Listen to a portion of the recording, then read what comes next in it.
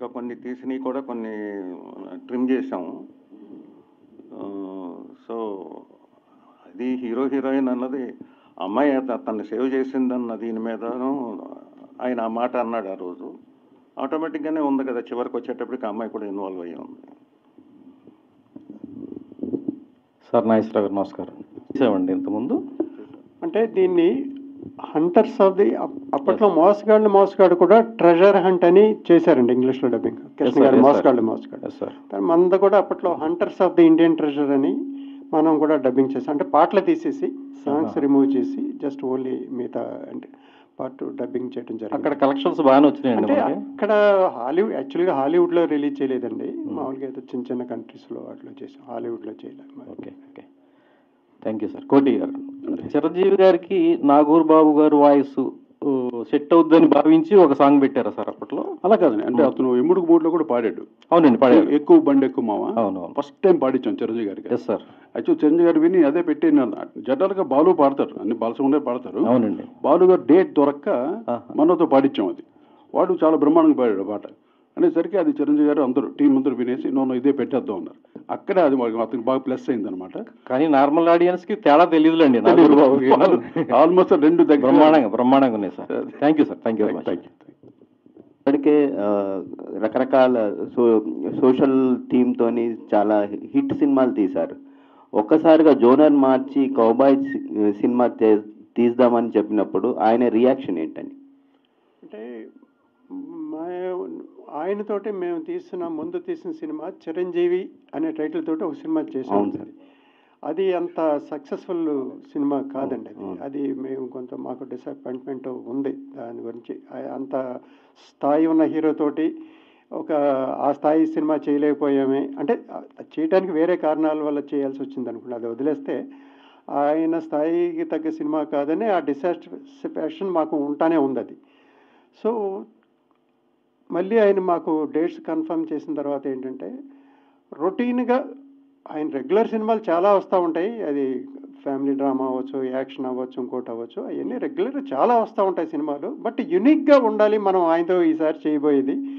ఈ పక్కన ఇటువంటి సినిమా ఆయనది ఇంకోటి ఉండకూడదు అంటే ఆయన ఇంతవరకు చేయని క్యారెక్టర్ చేయించాలి.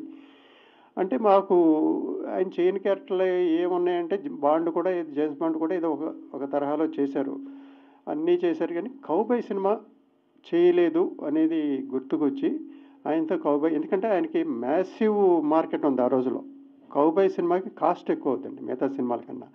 సో ఆయనకున్న మార్కెట్ దృష్ట్యా మనం ఆయనతోటి ఇది ప్రయత్నం చేయొచ్చు అని చెప్పి ఫస్ట్ ఆయన డేట్స్ ఇచ్చిన తర్వాత ఆయన దగ్గరికి స్టోరీ తర్వాత ముందు ఆయన కన్సెంట్ తీసుకోవాలి కదా. అసలు కౌబాయ్ చేయడానికి ఆయన కన్సెంట్ తీసుకున్న తర్వాతే స్టోరీ చేయాలి కదా.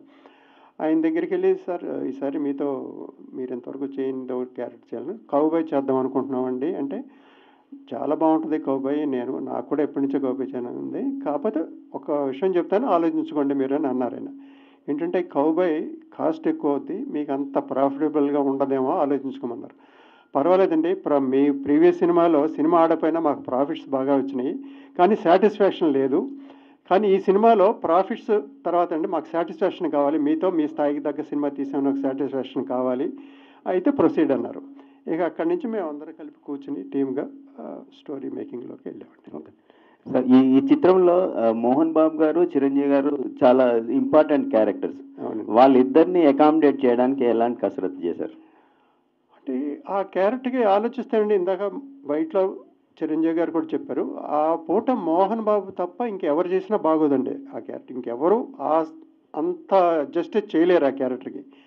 ఆయన విలన్గాను చేయగలడు, కామెడీ విలన్గాను చేయగలడు, కామెడీ చేయగలడు. సో అన్ని రకాల ఒక రసాలు పోషించే ఒక కెపాసిటీ ఉంది మోహన్ బాబు గారికి. డైలాగులు చాలా కామెడీగా చెప్పడం అవన్నీ ఆ క్యారెక్టర్కి తగ్గట్టు సత్యానంద గారు కూడా క్యారెక్టర్ బ్రహ్మాండంగా రాశారు. అసలు ఇవాళకి ఎప్పుడు వింటున్నా నవ్వు వస్తుంది ఆ డైలాగ్.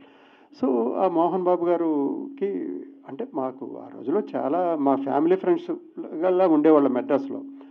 మా బ్రదర్కి అంటే అందరికీ ఇష్టం, మా హీరోలు అందరికీ ఇష్టం, మోహన్ బాబు గారికి ఇష్టం. సో న్యాచురల్గా మా బ్రదర్ ఆడంగానే ఎవరు కాదనేవాళ్ళు కాదు. సో ఇది ఇలా ఉంది, ఈ క్యారెక్టర్ నువ్వు తప్ప ఎవరు లేరు, నువ్వు చేయాలంటే ఆయన హ్యాపీగా ఐ విల్ డూ ఇట్ అని చేశారు. సత్యనారాయణ గారి రియాక్షన్ ఏంటండి ఈ సినిమా మొదలుపెట్టే ముందు? మొదలుపెట్టే ముందు అదే